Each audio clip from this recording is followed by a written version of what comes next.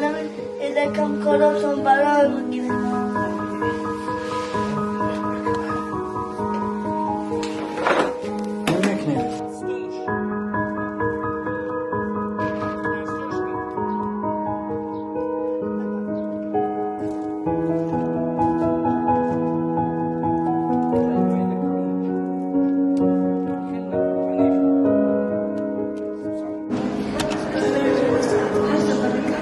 خزانه ما رو اگر شما اجازه آزاد شد برای کسب شما و چند